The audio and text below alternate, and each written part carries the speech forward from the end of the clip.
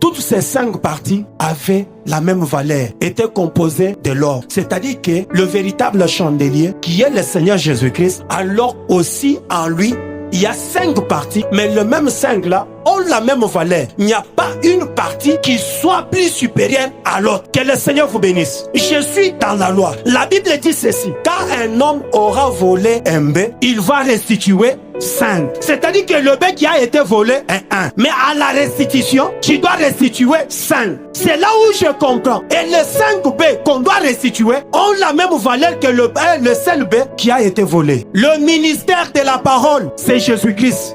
Il y a un seul ministère de la parole qui est Jésus-Christ. C'est lui le véritable chandelier. Mais dans le ministère de la parole, quand vous lisez Ephésiens chapitre 4, le verset 11, là, dit qu'il a fait les dons aux hommes. Et les dons qu'il a fait aux hommes là, il a fait les uns comme des prophètes, les apôtres, les docteurs, les évangélistes, ainsi que le pasteur.